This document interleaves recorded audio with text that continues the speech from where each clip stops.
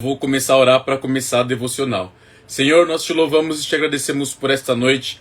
Eu peço que o Espírito de sabedoria venha sobre nós. Perdoa, Pai, os nossos pecados, conscientes e inconscientes, voluntários e involuntários, Pai. Lava, Senhor, a nossa alma com o sangue do Cordeiro, que a nossa alma venha agora venha se sujeitar ao senhorio do Espírito Santo, Pai, que a nossa carne, Senhor, venha se calar. Senhor, eu repreendo todo espírito de interferência, Pai. Deus, eu repreendo, Pai, todo espírito de falsa profecia, falsa revelação, e que nós venhamos crescer em graça e em sabedoria, Pai. Deus, em nome de Jesus, abra os olhos do nosso entendimento espiritual, abra, Senhor, o entendimento do nosso coração, da nossa mente, e que venhamos, Pai, desenvolver uma sabedoria celestial, e não uma sabedoria humana, Senhor, que é diabólica. Mas nós pedimos ao Espírito Santo, nos dê a sabedoria dos céus, para este assunto, Pai, tão relevante, para a igreja contemporânea do século XXI, Pai. Abençoe a nossa mente, que a nossa mente venha a ser levada cativa à obediência de Cristo, ao Senhor, e lava, Senhor, a nossa mente, os nossos pensamentos com o teu sangue. Livra-nos, Senhor, de qualquer impressão das trevas, livra-nos, Senhor, de qualquer ação do mal, e que venhamos, em nome de Jesus, descobrir, Senhor, as riquezas do céu sobre a nossa vida. Em nome de Jesus, amém. Amém, irmãos? Bora aí começar. Eu vou aqui desativar os comentários, beleza? Para poder iniciar a live. Bom, esse assunto, né, esse tema inferno, ele é interessante. Eu digo interessante porque é um ponto de interrogação para muitas pessoas, né? Mas antes eu gostaria de ler com vocês 1 João, capítulo 4, do 1 ao 3, que diz assim: Amados, não acreditem em todo espírito, mas ponham-no à prova para ter a certeza de que o Espírito vem de Deus. Pois há muitos falsos profetas no mundo. Sabem se eles têm o Espírito de Deus. Todo espírito que reconhece que Jesus Cristo veio em corpo humano é de Deus. Mas todo espírito que não reconhece a verdade a respeito de Jesus não é de Deus. Esse é o espírito do anticristo, sobre o qual vocês ouviram que viria ao mundo e de fato já está aqui. Como esse livro fala de revelação, é interessante quem lê sujeitar à luz das escrituras. Teve algumas coisas que eu concordei do livro, mas algumas coisas eu achei um pouco fora do normal, assim. Então eu coloquei à prova de outras pessoas maduras, né? De irmãos que estudaram teologia. Estou estudando teologia também, fazendo faculdade. Mas eu coloquei à prova para os irmãos mais velhos, né? E outra palavra que fala é 1 Coríntios 14, 29. Que 2 ou 3 profetizem, né, ou recebam revelação, e os outros avaliem o que for dito. Então, é muito interessante você ler esse livro e sujeitar aos irmãos, perguntar se tem coerência, se não tem, porque esse livro não é a Bíblia, certo? A revelação que nós temos para a nossa vida espiritual é a palavra de Deus.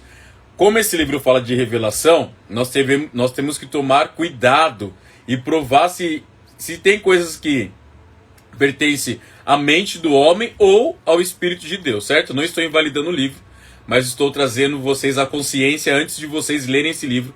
E quem leu precisa sujeitar a liderança, ao corpo de pastores da igreja, irmãos que têm uma base teológica bem fundamentada, para que esse livro não venha mexer com a nossa cabeça, certo? Então é interessante, porque é muito pesado, né? Então vamos lá falar do livro. Nós aprendemos que a ira de Deus é manifestada contra a humanidade na separação do homem de Deus. Seu ser sendo entregue ao pecado, sua exposição à miséria, a sua sujeição à morte física. Nesse livro, A Divina Revelação do Inferno, vamos considerar a maior de todas as manifestações da ira divina, a condenação. Uma das mais solenes verdades das Escrituras é que as consequências do pecado não terminam com a morte física. Ou seja, a pessoa peca e morre. A palavra fala, Paulo fala que o salário do pecado é a morte, mas o dom gratuito de Deus é a vida. Quando a pessoa tem a morte física, ela ainda vai passar pela morte eterna, né? Não estou falando na situação de reencarnação, estou falando que após a nossa morte física, do nosso corpo material, vamos voltar para o pó, nós ainda teremos a morte eterna, que é o que a Bíblia relata.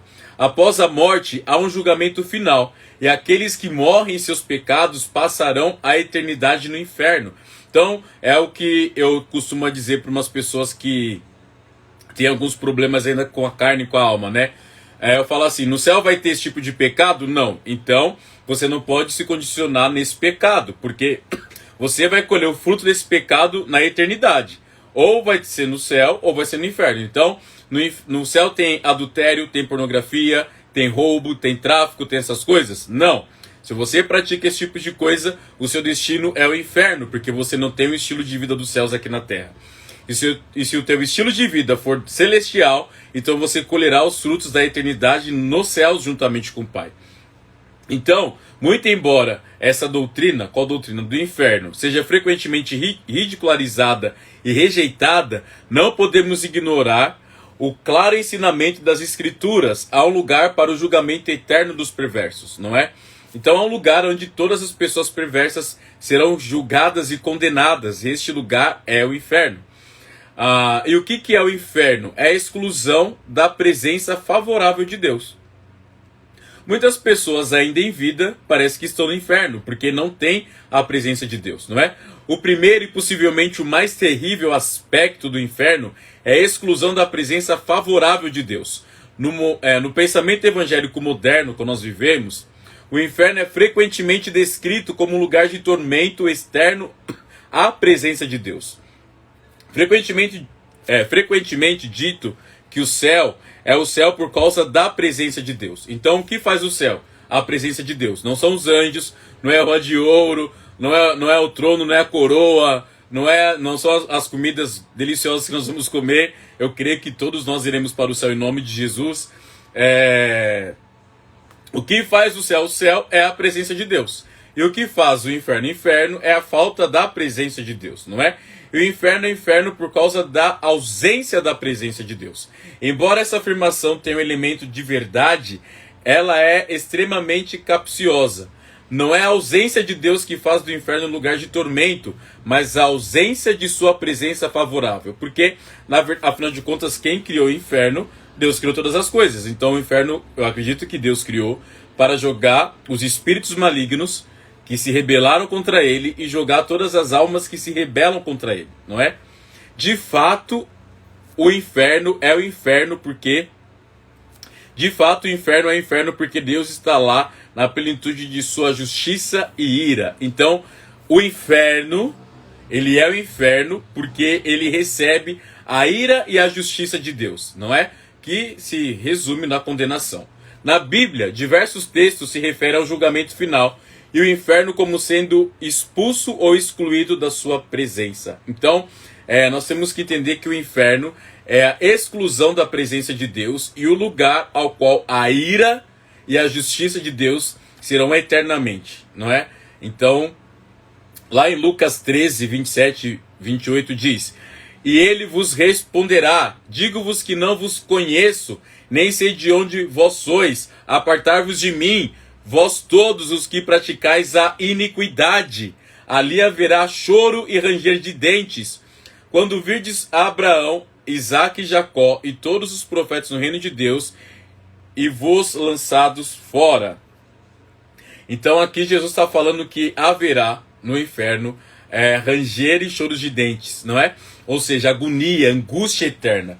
E isso está em Lucas 13. Em Mateus 8, 12 diz: Mas muitos para os quais o reino de Deus foi preparado serão lançados fora, na escuridão, onde haverá choro e ranger de dentes. Mas muitos para os quais o reino de Deus foi preparado serão lançados fora. Jesus aqui está falando para os crentes, aqueles que se desviam da presença de Deus e que gostam mais das coisas da carne do que das coisas de Deus, não é? Essa pessoa tem o destino no inferno. Irmãos, muitas pessoas que estão na igreja vão para o inferno. Desculpe falar dessa forma, mas é uma coisa óbvia, porque se nós não temos a presença de Deus dentro de nós, significa que está faltando algo. E se Deus não está em nós, algum outro Deus está em nós. E se nós não satisfazemos a vontade da plenitude da glória de Deus, mas preferimos satisfazer as coisas da nossa alma, o nosso destino é no inferno, onde haverá choro e ranger de dentes, não é? Não é pelo fato de você aceitar Jesus Cristo apenas da boca para fora e não crendo no coração que você vai para o céu, porque você só aceitou da boca para fora. Você não aceitou de coração, e é onde você adotou um novo estilo de vida celestial. E lá em Apocalipse, Mateus 25:30 diz: agora lancem este servo inútil para fora. Olha que coisa pesada. É Jesus que está falando uma parábola. Agora lancem este servo inútil para fora, na escuridão, onde haverá choro e ranger de dentes. Aqui Jesus está falando sobre a parábola dos talentos, né? E muitos que receberam talentos, mas usam para a sua própria glória e não para a glória de Deus, o destino é no inferno. Muitas pessoas que procuram a Bíblia para se autopromover e o poder para se autopromover vão para o inferno. Porque a Bíblia não fala sobre a glória do homem, a Bíblia fala sobre a glória de Deus. A Bíblia revela o poder de Deus. E quanto mais eu busco o reino e o poder de Deus, mais o céu vem sobre a minha vida e mais eu estou próximo de Deus. Agora, quanto mais eu busco satisfazer os desejos da minha carne, seja com dinheiro, seja com sexo, seja com droga, seja com qualquer outra coisa, que não seja para a glória de Deus, o meu destino é onde a glória de Deus não está, que é o inferno. Lá em Apocalipse 14, do 9 ao 10 diz: um terceiro anjo o seguiu, dizendo em alta voz: aqueles que adorarem a besta e sua estátua, ou aceitarem sua marca na testa ou na mão, beberão do vinho da fúria de Deus. Beberão do vinho da fúria de Deus. Notem que é a fúria de Deus, que foi derramado, sem mistura, na taça da ira de Deus. Então aqui o anjo está falando que as pessoas vão beber do vinho da fúria de Deus, não é? Que foi derramado, sem mistura, na taça da ira de Deus. Então Deus se ira contra o pecado. E o destino dessa ira de Deus é o inferno. Aí suponhamos que está amarrado no nome de Jesus, mas que nós estejamos no avião, certo? E o avião seja o inferno. E vem um raio, que seria a ira de Deus. Esse raio atinge o avião. O que eu quero dizer? Que o raio da ira de Deus tem um foco para atingir. E esse foco é o inferno, não é? É onde as pessoas serão atormentadas com fogo e enxofre na presença dos santos anjos e do Cordeiro. Então as pessoas serão atormentadas, não é? Constantemente. E qual que é a natureza do inferno? Em qualquer tentativa de entender a natureza do inferno, devemos proceder com muita cautela. Por um lado, devemos ser cuidadosos para seguir as escrituras e não as descrições fantásticas do inferno criadas tanto pela literatura, que existem muitas literaturas sobre a Divina Comédia, é um exemplo disso, existem muitas literaturas sobre o inferno, não é? Antiga, quanto a literatura moderna e a mídia. A mídia expõe muitas coisas do inferno que não passa de imaginação humana. Por outro lado, devemos ser cuidadosos para não menosprezar a doutrina do inferno ou diminuir seus horrores. De acordo com as Escrituras, e especialmente os ensinos de Jesus Cristo, existe um lugar real chamado inferno, que é terrível em seu sofrimento, quanto eterno em sua duração. A igreja que deixa de pregar sobre a existência do inferno é uma igreja que não acredita na eternidade. As igrejas hoje que só pregam poder e não pregam sobre a existência do inferno não é uma igreja de verdade, porque os grandes avivalistas, John Wesley, Charles Spurgeon, o Watchman Nee, que é o que nós vamos ver na penúltima live sobre o poder latente da alma, John Piper, que fala muito sobre o inferno, tem outros autores também que falam sobre o inferno, que eu esqueci agora. Mas tem muitos autores reformados que falam sobre o inferno. O inferno é mais falado pelos autores reformados do que pelos autores neopentecostais. Porque parece que o neopentecostal só quer poder, enquanto os reformados procuram falar a verdade do evangelho, que é o céu ou o inferno. Então nós precisamos voltar a falar sobre o inferno, sim, porque é o destino da ira de Deus, certo? E não falar sobre o poder do inferno, misericórdia, mas falar que o inferno é o destino das pessoas que pecam e carecem da glória de Deus, não é? E tem na Bíblia duas palavras que se direcionam ao inferno. Uma é Hades e outra é Gena. No Novo Testamento, dois termos específicos são utilizados para se referir ao inferno: Hades e Gena, que é G-E-E-N-A. Podemos chegar a uma compreensão mais clara da natureza do inferno a partir de um estudo cuidadoso dessas duas referências. Hades vem da palavra grega Hades, né, que no Hércules tem, né, que aparece 10 vezes no Novo Testamento. Então Hades aparece 10 vezes no Novo Testamento. Embora ela seja mais empregada como uma referência à morte e à moradia geral dos mortos, ela é claramente usada para se referir a um lugar onde os perversos são atormentados. Há duas interpretações principais a respeito do Hades e a sua relação com Gena, Hades e Gena. Não é? Hades e Gena se referem ao mesmo lugar de tormento, antes da ressurreição e o último julgamento. Os perversos sofrerão em um estado desencarnado. Olha só, antes da ressurreição e o último julgamento, os perversos sofrerão em um estado desencarnado, ou seja, apenas em alma.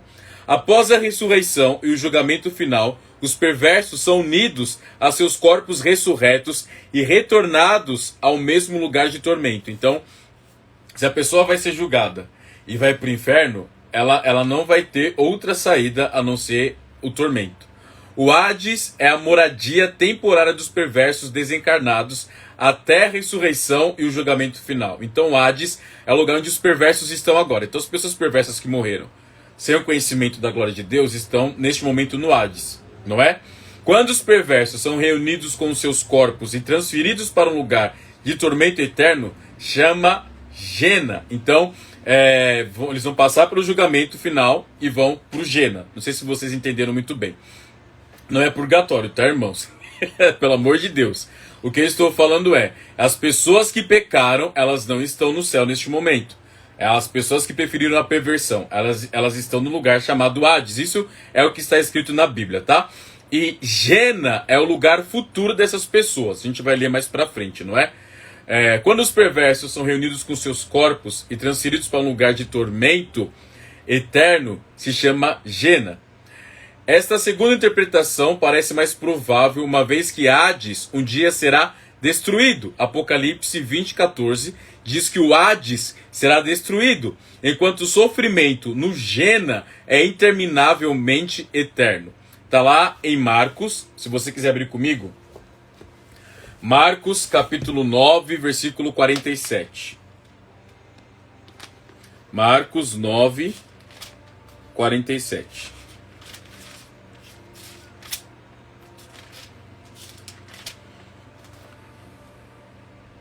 Ao 48. Diz assim: E se seu olho leva a pecar, lance-o fora. É melhor entrar no reino de Deus com apenas um dos olhos que ter os dois olhos e ser lançado no inferno. Essa parte inferno é o Gena. Lá os vermes nunca morrem e o fogo nunca se apaga. Pois cada um será provado com fogo. O sal é bom para temperar, mas se perder o sabor, como torná-lo salgado outra vez? Tenham entre vocês as qualidades do bom sal e vivam em paz uns com os outros. Então, aqui em Marcos capítulo 9, do 47 ao 48, Jesus está se referindo ao Gena, que é onde os vermes nunca vão morrer e o fogo nunca vai se apagar, não é? E é o lugar onde as pessoas serão atormentadas. Aqui nesse livro, A Divina Revelação do Inferno, na página 65, diz algo sobre isso. Jesus disse: essas coisas são fiéis e verdadeiras. A morte e o inferno irão um dia ser jogados no lago de fogo. Até lá, o inferno permanecerá aqui. Essas celas continuarão aqui, cheias de almas perdidas, atormentadas e sofredoras. Eu dei a minha vida para que você não venha para cá. Sei que estes horrores são reais, mas a misericórdia do meu Pai também é muito real. Se você o permitir entrar, ele o perdoará. Invoque-o em meu nome hoje. Aqui Jesus estava trazendo a revelação sobre o inferno, né? E ele diz o seguinte: a morte e o inferno irão um dia ser jogados no lago de fogo, que é aqui onde eu li com vocês Marcos capítulo 9, do 47 ao 48. Até lá, o inferno permanecerá aqui, que é o Hades, não é?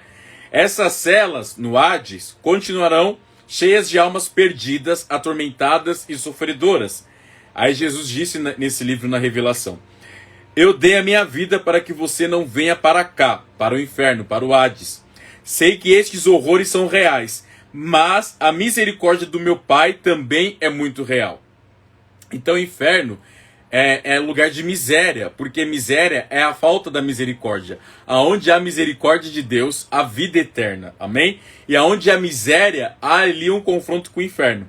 Se você o permitir entrar, ele o perdoará. Invoque-o em meu nome hoje. Então Jesus estava direcionando a pessoa a invocar o nome dele nesse livro aqui, né? Gena, que eu gostaria de ler com vocês. Essa palavra aparece 12 vezes no Novo Testamento. Enquanto Hades aparece 10 vezes, Gena aparece em torno de 12 vezes no Novo Testamento. Ela é a forma grega da expressão em aramaico Geminan, que se refere ao vale de Inom, Josué 15:8, localizado ao sul de Jerusalém. Hoje ele é chamado de Wadi Er-Rabab, né? Nesse lugar, Wadi Er-Rabab, que está escrito lá em Josué 15:8, sobre o reinado dos reis ímpios Acaz e Manassés. Este era um lugar onde os pais ofereciam seus filhos como sacrifício ao deus amonita Moloque, que está lá em Jeremias 32:35, Jeremias 32:35 e em 2 Reis 16:3, 21:6. Durante o reinado de Josias, a prática do sacrifício de crianças foi abolida e o vale de Inom foi acabado, foi demolido, né? Que está lá em 2 Reis 23, do 10 ao 14.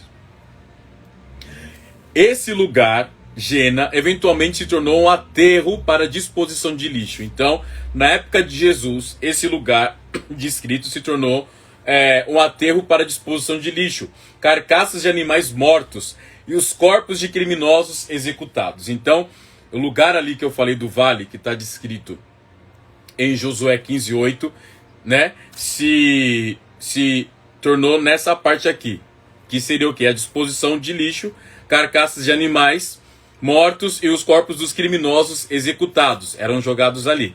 Era um lugar de fogo e fumaça contínuos. Eram vermes e animais daninhos, muitos ratos, baratas, animais, né, corvos. Na época de Cristo, a palavra Gena era comumente empregada para denotar o lugar de punição e tormento final para os perversos, um lugar de eternas mortes, corrupção, impureza e miséria. O que eu falei? Miséria é a ausência da misericórdia. Então Gena é esse lugar onde a presença de Deus não estava, que era um lugar onde os animais mortos eram jogados, onde os corpos de criminosos executados eram jogados, onde lixo era jogado, era nesse lugar, não é? E o inferno? O inferno é o lugar de quem odeia ao Criador, que é santo e bendito. O que é o inferno?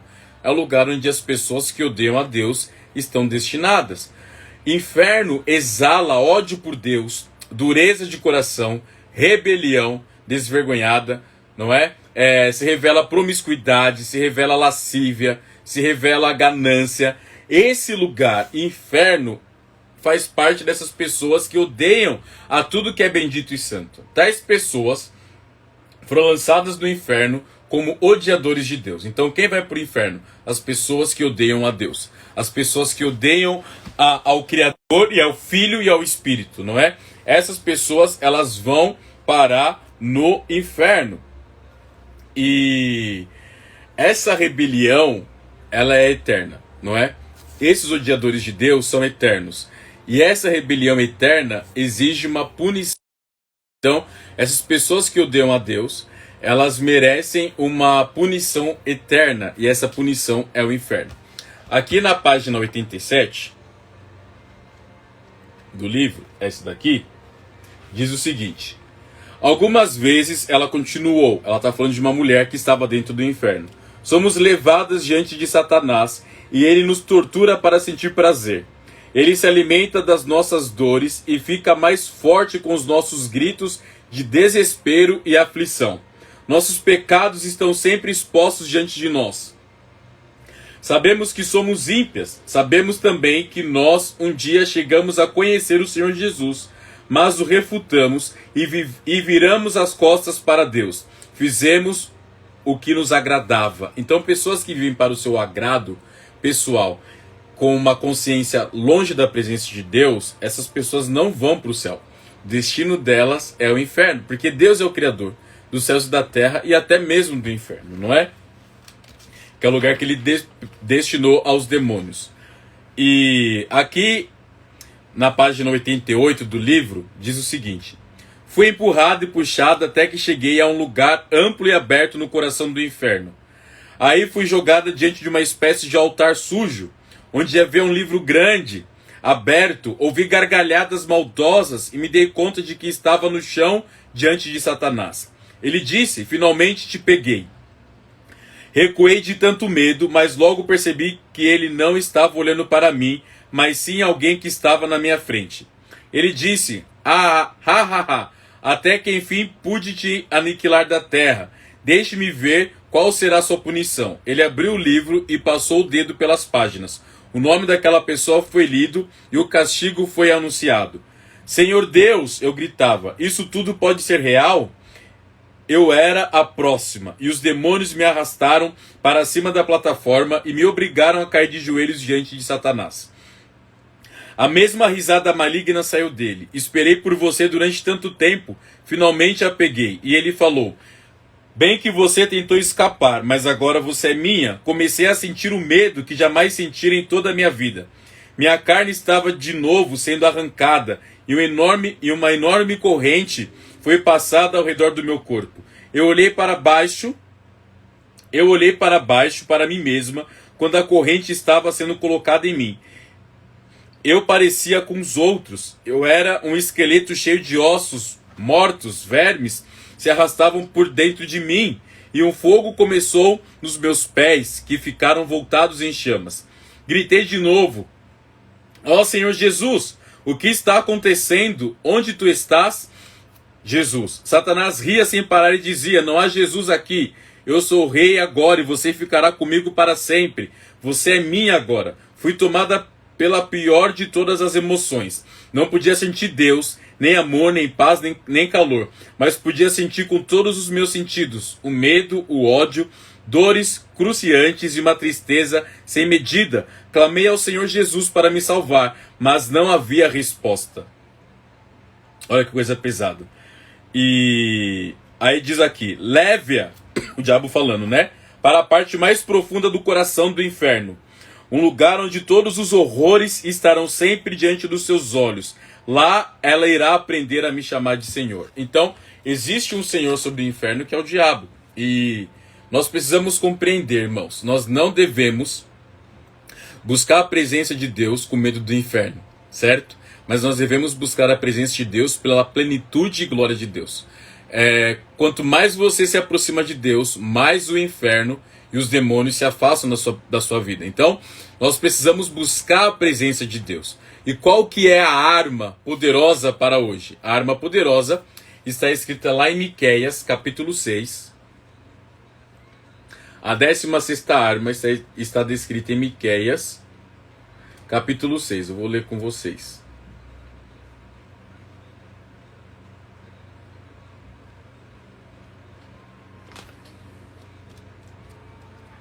Miqueias, capítulo 6, versículo 8. Diz assim: ó povo, o Senhor já lhe declarou o que é bom e o que ele requer de você. Que pratique a justiça, ame a misericórdia e ande humildemente com seu Deus. É andar em humildade, não é? É você ter o estilo de vida dos céus. É você buscar em primeiro lugar o reino de Deus. Então, a arma poderosa é você ter o estilo de vida dos céus. Miqueias 6:8. Andar em humildade diante de Deus e dos homens. Porque o inferno é o lugar do orgulho, não é? O inferno é o lugar da ausência de Deus. E os demônios são espíritos opositores a tudo que Deus é e criou. Então os demônios te odeiam assim como eles me odeiam. Certo? E a porta do inferno é o orgulho e a autossuficiência. A unção de Jesus, a unção messiânica de Jesus destrói qualquer autoexaltação. Amém? Então, quando eu estou debaixo da unção de Jesus, não há uma autoexaltação, mas há um confronto dentro de mim, ao qual as portas do inferno não podem prevalecer. A porta do inferno é o orgulho e a autossuficiência. Por isso devemos andar de forma humilde diante do Senhor e dos homens, reconhecer os nossos pecados, buscar por arrependimento, não é? Viver no estilo de vida dos céus. Onde existe céu, o inferno não prevalece. Jesus disse: as portas do inferno não prevalecerão contra a minha igreja. Você é a igreja de Cristo. Eu sou a igreja de Cristo. Unidos, nós formamos o corpo de Cristo. E dentro dessa união, as portas do inferno não podem prevalecer contra a minha casa, tua casa, a minha vida, a tua vida, as minhas emoções, as tuas emoções, a minha identidade, a tua identidade, não é? Porque nós estamos debaixo do governo dos céus. Aonde há governo dos céus, o diabo não pode estar. E aqui na página 91, a autora vai continuar. Noite após noite, eu e Jesus voltávamos ao inferno, para que eu pudesse registrar essas terríveis verdades. Cada vez que passávamos pelo coração do inferno, eu caminhava pertinho do Senhor e sentia um arrepio na alma, cada vez que me lembrava do que tinha acontecido comigo lá.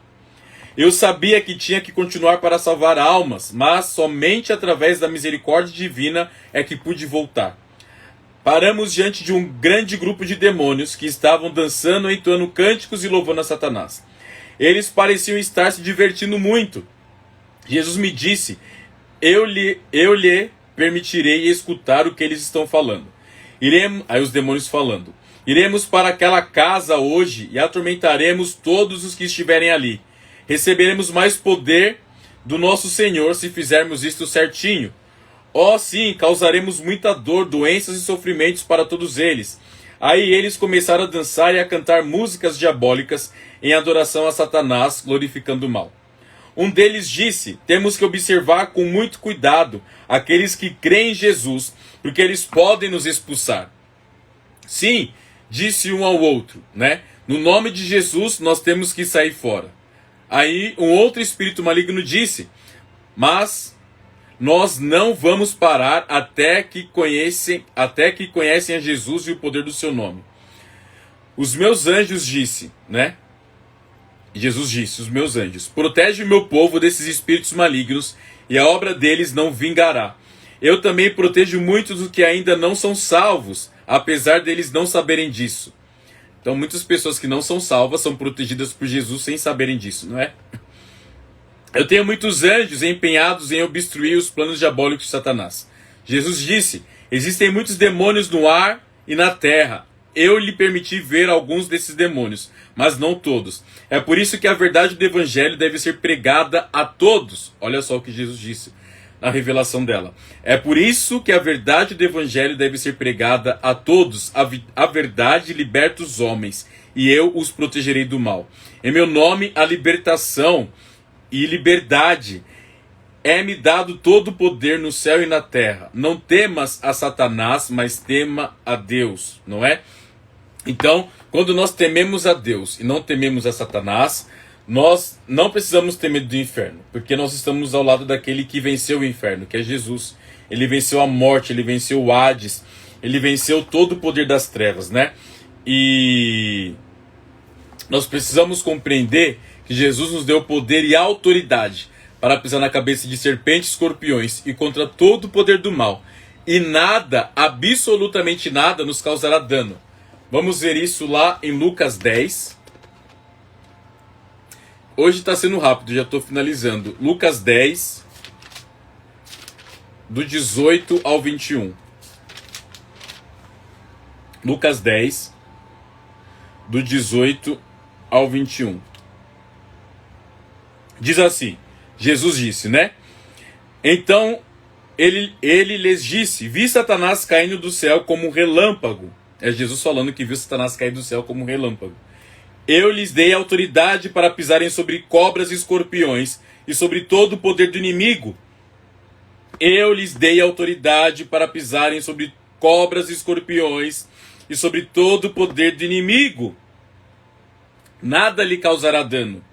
Mas não se alegrem porque os espíritos impuros lhe obedecem. Alegrem-se porque seus nomes estão registrados no céu. Então a nossa autoridade não é porque os demônios se sujeitam a nós. A nossa autoridade é porque o nosso nome está escrito no livro da vida. Mas o nome daqueles que seguem a Jesus e têm um estilo de vida celestial. Amém? E eu lembro de uma experiência que eu tive uma vez, expulsando um demônio. Uma pessoa ficou endemoniada e o demônio falava assim: não me expulsa porque se eu voltar para lá eu vou apanhar. Aí eu peguei e falei, né? Ou você apanha aqui ou você apanha lá. Sai em nome de Jesus. E a nós foi dada essa autoridade, não é?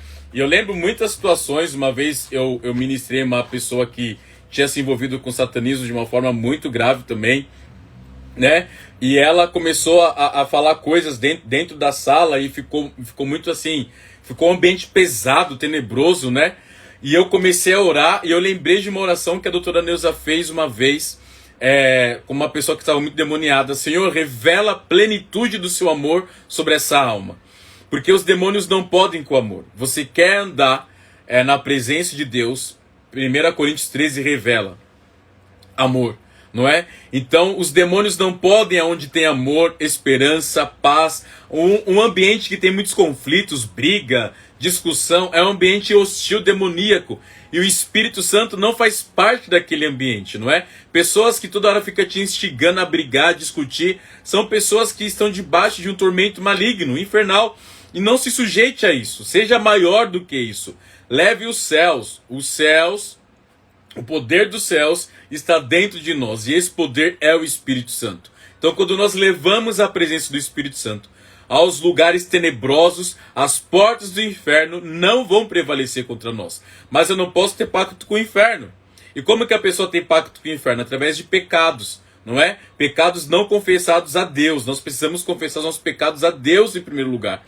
Reconhecer que erramos, nos arrepender, não só da boca para fora, mas de todo o nosso coração. Amém? E tem uma parte aqui no livro que está na página 37, né? Fala assim: Jesus respondeu: você não só distorceu e deturpou a santa palavra de Deus, como também mentiu, dizendo que não conhecia a verdade. Aqui é para um ex-cristão, né? Que estava no inferno. Os prazeres da vida foram mais importantes para você do que a verdade. Eu visitei e tentei fazê-lo voltar, mas você não escutava. Você seguiu seu próprio caminho e o seu senhor foi o pecado. Então pessoas que vivem para o pecado, para o desejo da carne e não para o desejo do Espírito, essas pessoas já não têm mais a presença de Deus, né? Você conhecia a verdade, mas não se arrependia ou se voltava para mim. Eu estava lá o tempo todo, esperei por você. Eu queria que você se arrependesse, mas você nunca fez isso. Agora o julgamento já foi realizado. Então, aqui Jesus tinha dado a oportunidade para uma pessoa se arrepender do pecado. Está lá em Apocalipse 2. Abram comigo, Apocalipse capítulo 2. Versículo 21. Apocalipse 2, versículo 21. Apocalipse 2, versículo 21. Que diz assim: dei a ela tempo para que se arrependesse, mas não quer se arrepender de sua imoralidade. Então Jesus deu tempo para o povo se arrepender, mas o povo não quis se arrepender da sua imoralidade espiritual, sexual, financeira, de uma conduta e uma cultura imoral, não é? Portanto, eu a lançarei doente numa cama, e aqueles que cometerem adultério com ela sofrerão terrivelmente, a menos que se arrependam e abandonem a prática de tais atos. Então, você precisa confessar o pecado e abandonar o pecado. A palavra diz: aquele que confessa o pecado e o abandona encontrará misericórdia, não é? Então nós precisamos entender que Jesus nos dá tempo de arrependimento. É o que está aqui no livro. E aí continua: havia piedade na face de Jesus. Eu sabia que se aquele homem tivesse ouvido o chamado do Senhor, não estaria ali agora. Ó gente, por favor, escute. Vamos ouvir o chamado de Jesus, geração. Vamos nos arrepender dos nossos pecados, das nossas falhas. Vamos nos arrepender porque Ele está à porta. Jesus está à porta. Nós já estamos aí quase nos finais dos tempos ali, que diz em Mateus 24, Mateus 25, já está se concretizando. Tormentos, guerras, temores, pandemia, não é? Coisas assim já estão acontecendo, então nós precisamos nos arrepender dos nossos pecados. Aí aqui no livro continua, Jesus voltou a falar com o desviado: você devia ter dito a verdade e teria levado muitos à retidão com a palavra de Deus, que diz que todos os infiéis terão parte no lago de fogo e enxofre. Os infiéis, então nós devemos voltar à fidelidade a Deus, amém? E como você é fiel a Deus? Apenas no relacionamento, tendo o estilo de vida dos céus, buscando o caminho dos céus. Aí Jesus continua, você reconhecia o caminho da cruz. O que Jesus fala na palavra? Arrependei-vos, tome a sua cruz e siga-me. Você conhecia o caminho da cruz. Você conhecia o caminho da retidão. Você sabia como falar a verdade, mas Satanás encheu seu coração de mentiras e você caiu em pecado. Então, o diabo ele pode encher o nosso coração de mentiras. Ele pode nos enganar. Está escrito lá em Mateus. Quer ver? Lá em Mateus, capítulo 13. Mateus capítulo 13 diz assim. Mateus capítulo 13, versículo 22. As que caíram, está falando da semente, né? Entre os espinhos, representam outros que ouvem a mensagem, mas logo ela é sufocada pelas preocupações dessa vida e pela sedução da riqueza, de modo que não produzem fruto. Então, o diabo pode roubar a semente, que é a palavra, que é o espírito do nosso coração, com as coisas deste mundo, com a sedução. Lá em Apocalipse, capítulo 12, versículo 5, né? A partir do versículo 5 ou até o versículo 9, diz que Satanás tem poder para enganar o mundo inteiro. Então o diabo ele não está brincando em serviço. A palavra diz, vamos ver lá em Apocalipse, capítulo 12, versículo 9 diz: esse enorme dragão, a antiga serpente chamada Diabo ou Satanás, que engana o mundo todo, foi lançado na terra com seus anjos. Então ele foi lançado aqui na terra com os anjos dele, não é? E ele tem o poder de enganar o mundo inteiro, até os escolhidos, não é? Até os escolhidos de Deus podem ser enganados se não provarem os espíritos, se não provarem a vida no fogo de Deus. Essas pessoas poderão ser enganadas.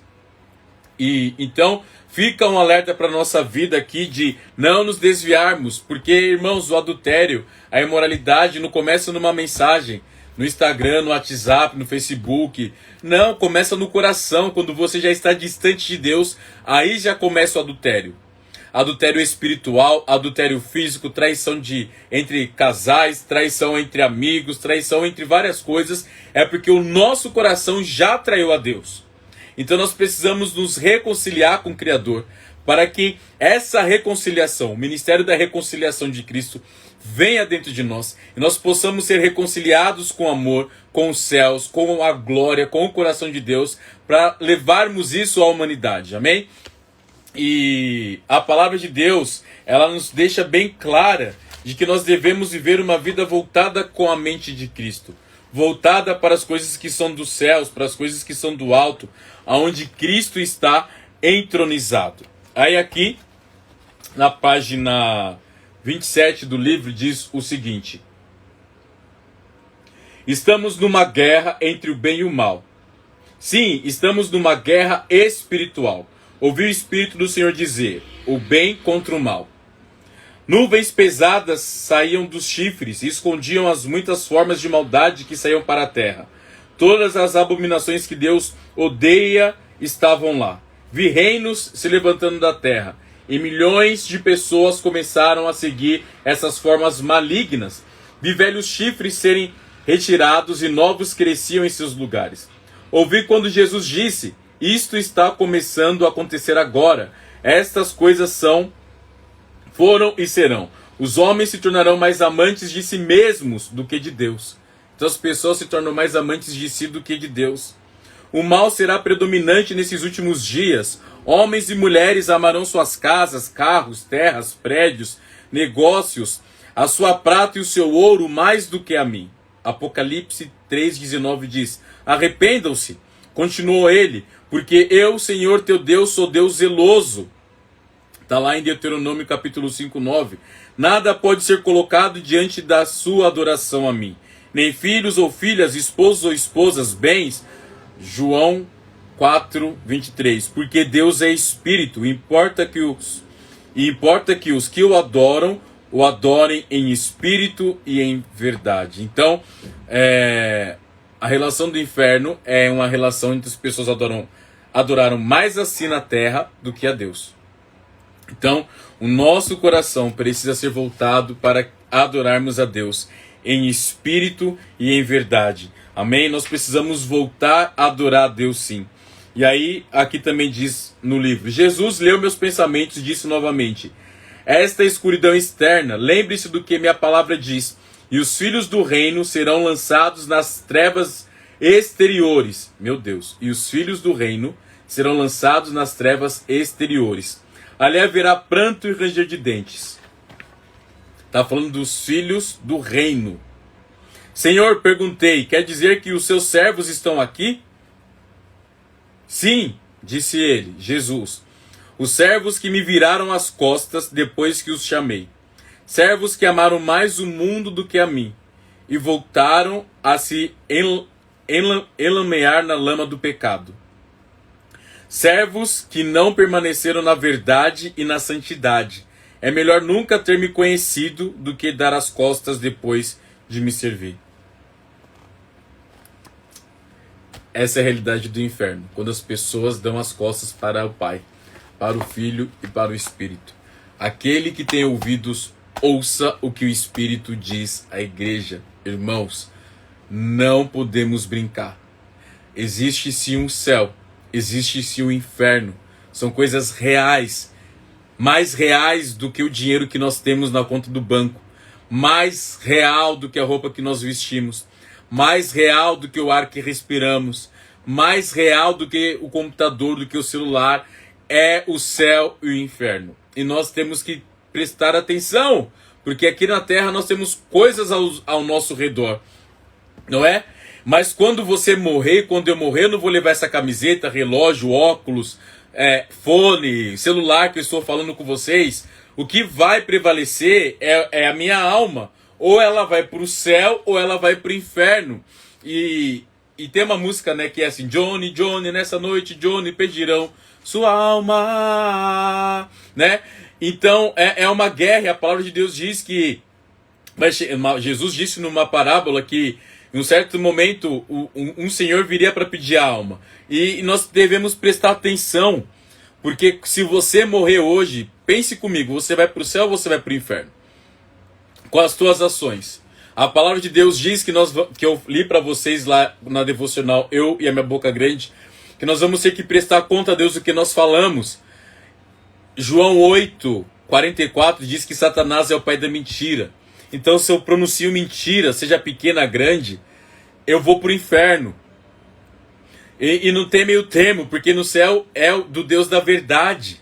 Então nós devemos prestar atenção. Se eu levanto falso testemunho contra alguém, se eu minto, se eu manipulo, se eu faço qualquer coisa, eu já estou predestinado ao inferno, porque é o lugar dessas pessoas.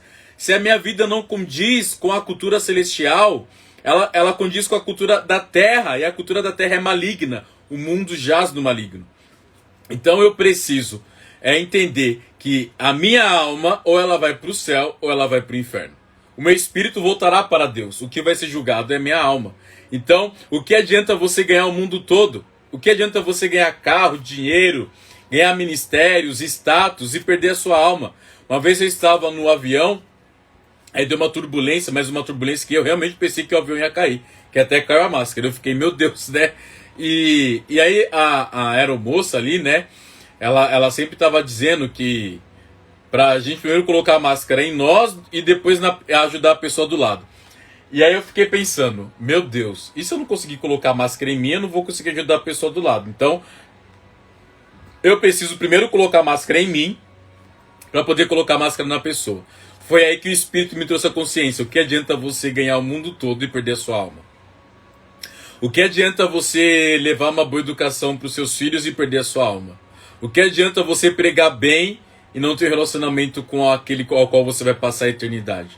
Se o teu relacionamento é com o teu pecado, é com o teu eu, é com o teu ego, é com a tua satisfação, o teu destino é o inferno. Agora, se você tem tempos de qualidade com o Pai aqui na terra, você busca as coisas dos céus, você busca as coisas da eternidade em Deus, no Criador, no Pai da eternidade, o teu destino é com o Pai da eternidade. Então, que nós possamos pensar que na nossa vida, se nós fecharmos os olhos hoje, ou nós vamos nos deparar com o céu, ou nós vamos nos deparar com o inferno. E não é todo aquele, né? Jesus disse, muitos vão chegar naquele dia, Senhor, Senhor, no seu nome eu expulsei demônios, curei enfermos, profetizei, adorei, gravei CD, DVD, gravei no Spotify, gravei música, gravei pregação.